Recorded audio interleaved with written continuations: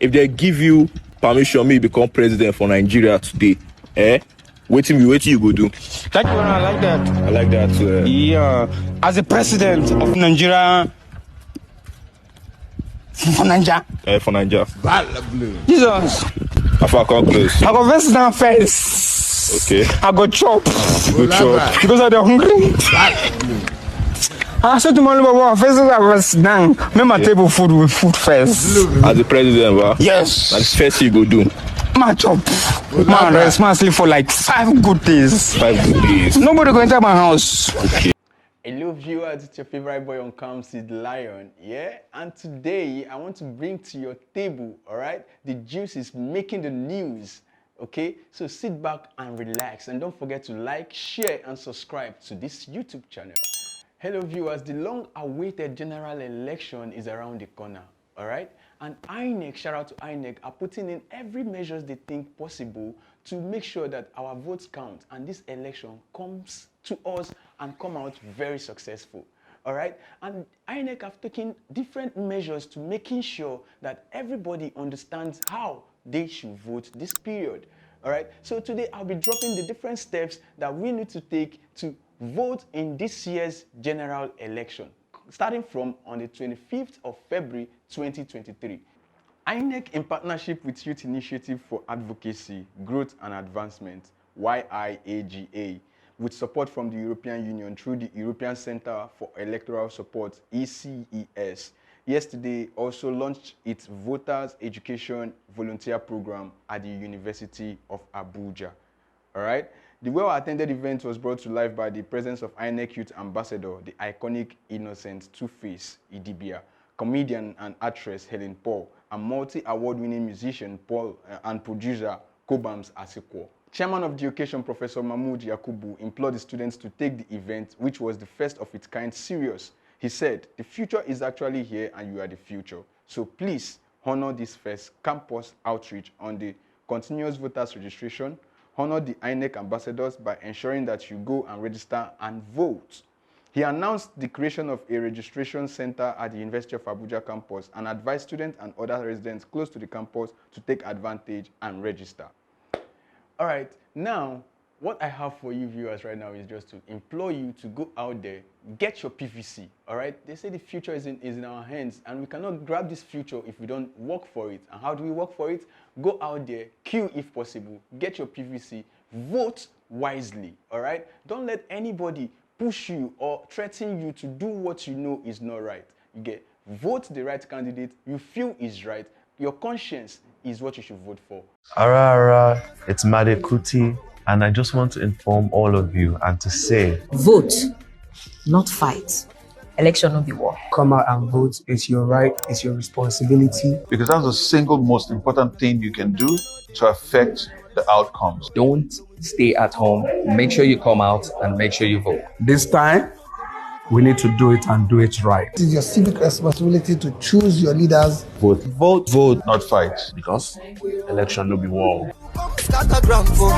It's no longer in news in Nigeria about the Naira situation in the country, all right? If you're not living in this country, you must have heard stories of how people kill, how people buy Naira in this country. Imagine being a citizen of Nigeria and you pay to get your money. Some take 20% of every amount you want to withdraw. Some take 10% depending on the POS agent you meet. If that person is friendly, he can do less. If he's not friendly with you, he can do more.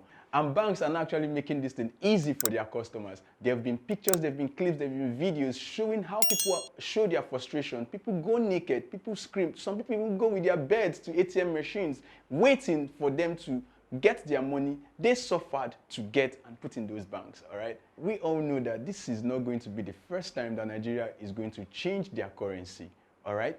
And also, we cannot say Nigeria is not actually the first country, to change their currency. You get like UK after the death of Queen Elizabeth, and yeah, they need new currency because now there is a certain Prince Charles. All right, so now they are going to change the currency by removing the face of Queen Elizabeth and replacing it with that of Prince Charles. All right, does that mean that they have to buy dollar or whatever currency it is now in their own country? No. They also have accepted the coexistence of both currencies. Then over time, they will withdraw the old one.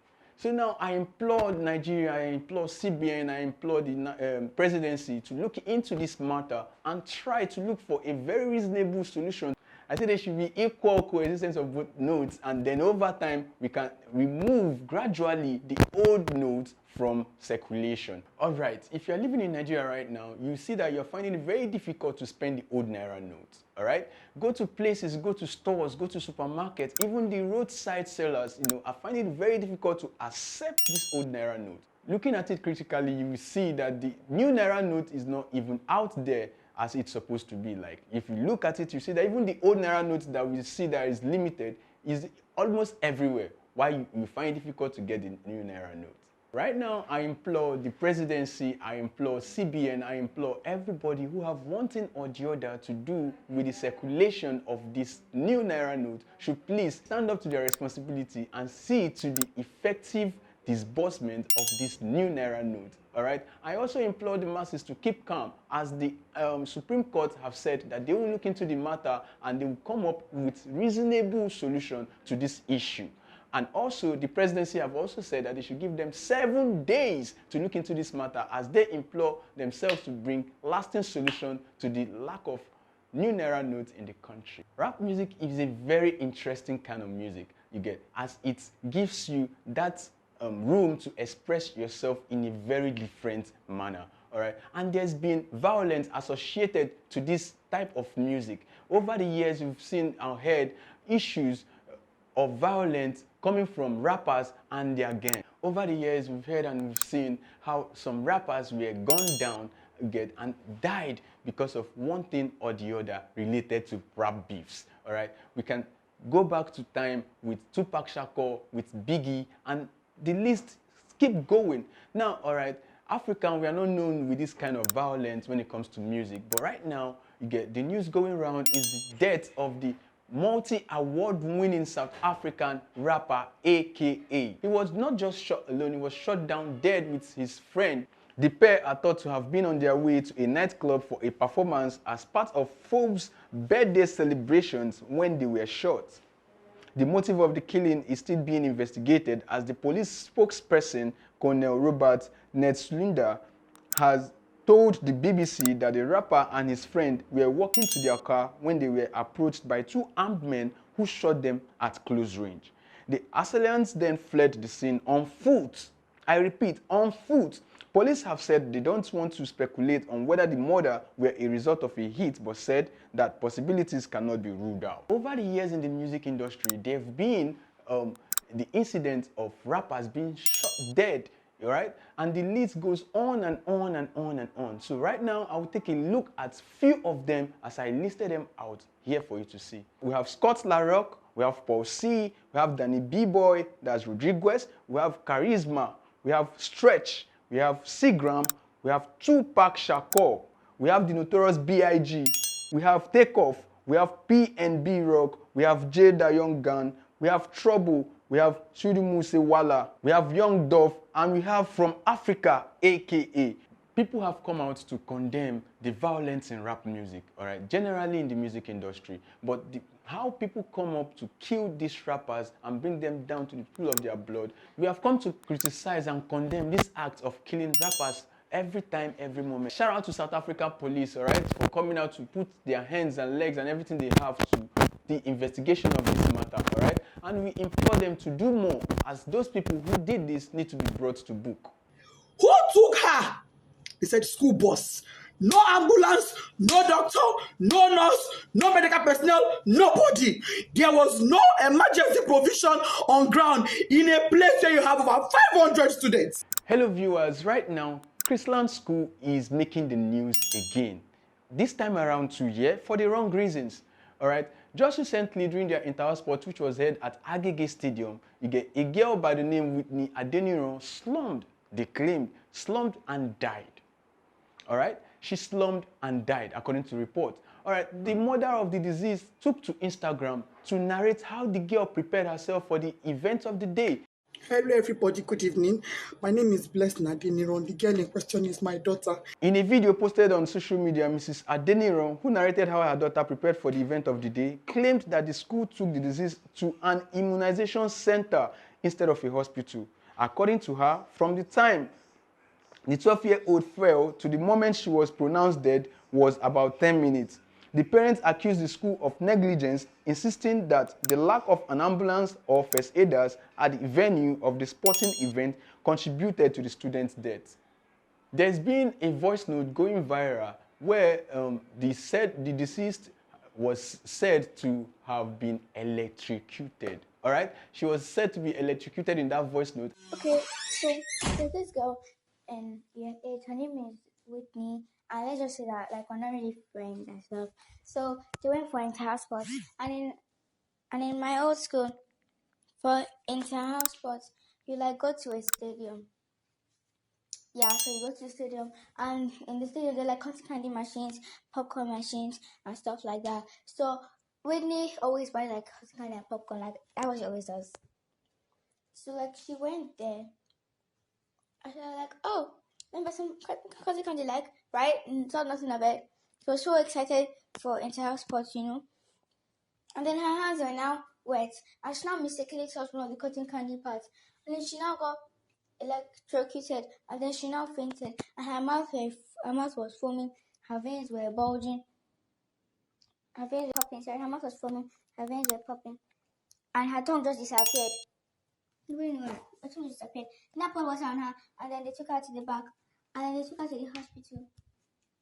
And basically everybody thinks she's dead, and I really hope she's not dead. Like, she never really liked me, but like this thing, you know, it's actually really scary, and I seriously can't believe that happened to somebody, and that someone can be so excited for something, and then they like person never alive again. But God forbid, I just don't want persons to die. I don't want anyone to die.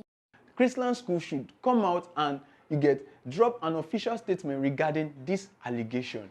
The mother of the deceased have called out to people to come out and assist her and see that the daughter's death is not just forgotten, that they look into the matter and actually know the true cause of the death of her daughter. All right? So now I implore whoever is concerned, I implore the government, I implore the police, I implore everybody who has what it takes to look into this matter, to actually look into this matter and come to, so that we get to know the root cause of the death of Whitney Adeniro. All you need is a positive attitude.